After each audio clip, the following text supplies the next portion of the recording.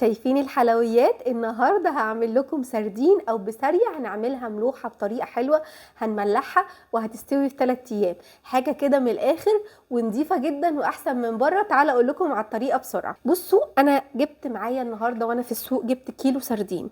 شايفين السردين اللي انا جايباه حجمه صغير، انا بحب الحجم ده.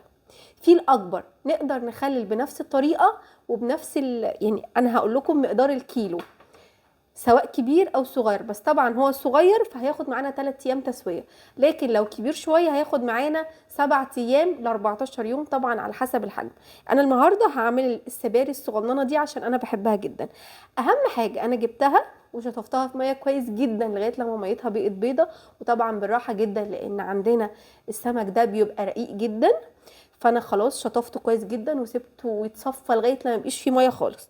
وبعد كده حطيته على مناديل مطبخ او ممكن فوطه، وشغلت عليه المروحه ساعه كده عشان اطمن ان مفيش ميه. بصوا اهو، انا جبت مناديل مطبخ عشان اوريكم ان هو مفيهوش ميه خالص. بصوا، وبنضغط عليه اهو مفيهوش ميه. طبعا فكره ان هو ما يبقاش فيه ميه يعني مفيهوش بكتيريا. بصوا مفيش ميه خالص. نركن ده على جنب شويه ونبدأ نجهز التوابل. هيبقى معايا الكيلو السردين 4 معالق كبار ملح اهو. وانا بحب احط ورق لورا عشان بتديني ريحة حلوة وكمان بتشيل الزفارة بتاعت السردين. وهيبقى معانا معلقة كبيرة شطة، وطبعا ممكن معلقة صغيرة لو انتم ما بتحبوش الشطة، بس احنا طبعا عيلة بتحب الشطة. وهنحط معلقة صغيرة كركم، طبعا بتدي لون حلو وبتدي نكهة حلوة، طبعا الكركم حلو جدا. كل اللي انا هعمله ان انا هقلب كل البهارات، وطبعا انا ما بحبش احط توابل كتير، بالنسبه لي الملح والشطه كفايه جدا. مش عايزين تحطوا كركم مفيش مشكله، عايزين تحطوه برضو بيدي نكهه لطيفه بالشكل الحلو ده. بصوا معايا بقى، هنجيب طبق ونفضي بقى فيه السردين كله. طبعا هو ناشف كويس جدا ودي اهم خطوه فيه اهو. هنبدا بقى ايه، ننزل السردين بتاعنا كله. اهم حاجه لازم يكون ناشف كويس جدا. هلبس جوانتي بس عشان ريحه السردين بتبقى قويه ما بتمشيش من الايد بسهوله. هنجيب بقى كل البهارات بتاعتنا، كل الملح والشطه هنحطه عليها بالشكل ده، وهنبدا نديله تقليبه كويس جدا. بصوا اهم حاجه لازم يتغلف بالملح كويس اهو. شايفين الحلويات؟ شايفين اللون حلو ازاي؟ وطبعا نقلب بالراحه عشان السردين بتاعنا ما يتكسرش اهو. شايفين الحلويات؟ وبعد كده هنجيب 3 معالق كبار زيت وبس كده. شايفين؟ دي الطريقة الأصلية لتخليل السردين. شايفين الحلويات؟ حلوة جدا. بصوا يعني مش عايزة اقول لكم خطير قد ايه اهو. بصوا بنقلبه بس تقليبة، بصوا زي ما انتوا شايفين انا بايدي يا دوبك ايه عشان اوصل السردين كله نفس اللون اهو. شايفين الحلويات اهو؟ حلو جدا. خلاص كله اتقلب وتغلف كويس جدا. شايفين؟ هنجيب كيس من اكياس اللبن او الاكياس اللي بتتحط في الفرن براحتكم، اي نوع موجود عندكم. ونبدا بقى ايه، نرص السردين. انا ما بحبش احطه ملعبك، لا انا برصه رص اهو، كل كام واحده كده بالشكل الحلو ده، ونبدا نرص.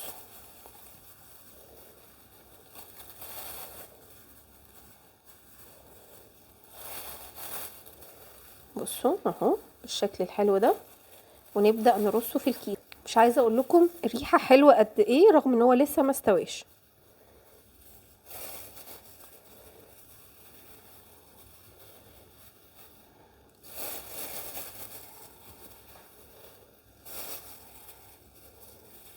وهنحط كمان ورق اللورة.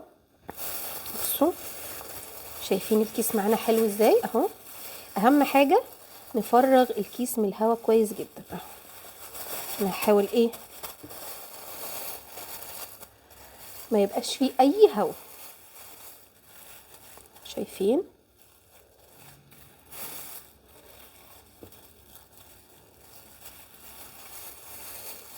اهو كده. نروح قافلين الكيس بتاعنا كويس وهجيب كيس تاني عشان الريحه بس والزفاره، وهنروح حاطينه برضو بنفس الطريقه ونروح قافلينه كويس.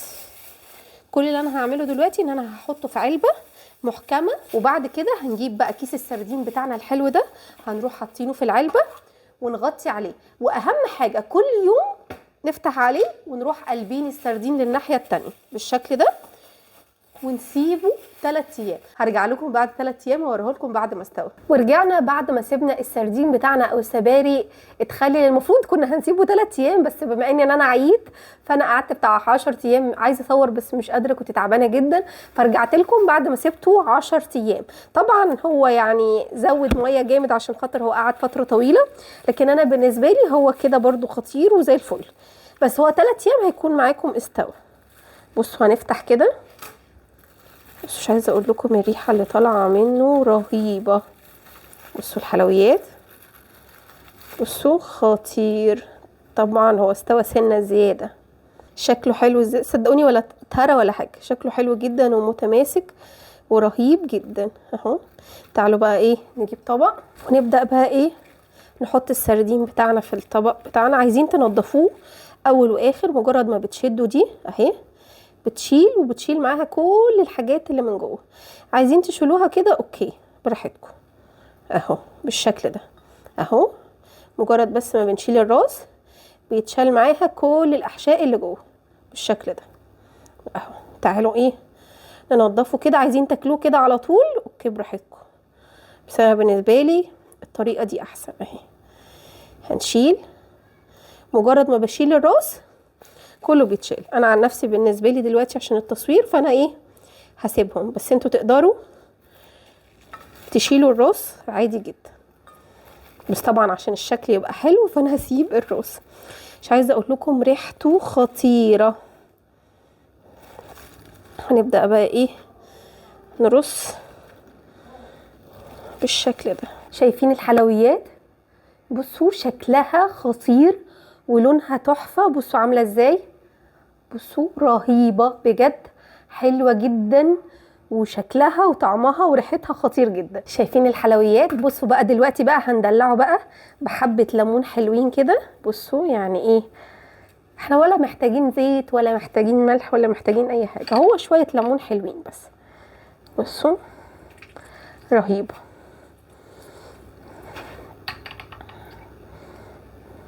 بصوا اهو شايفين الحلويات. وبعد ما حطينا الليمون بقى نبدأ نحط فلفل بقى سبايسي، طبعا للناس اللي بتحب. الناس اللي ما بتحبش مش لازم، بس انا بالنسبه لي الفلفل والبصل والجرجير والطحينه حاجه اساسيه. بصوا الحلويات. هدوق معاكم واحده كده واقول لكم الاخبار ايه اهي. انا شلت الراس بس عايزه اوريها لكم من جوه. بصوا رهيبه.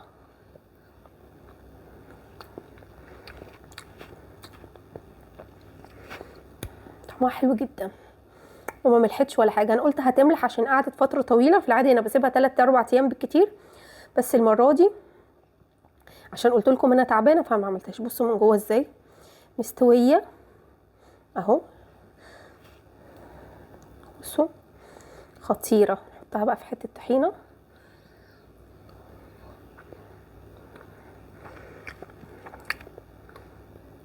جربوا السردين او السباري على طريقتي مش هتندموا ابدا. لو عجبكم فيديو النهارده ما تنسوش تشتركوا معايا في القناه، ويا ريت تعملوا لايك لصفحتي على الفيسبوك. اشوفكم على الف خير، مع السلامه.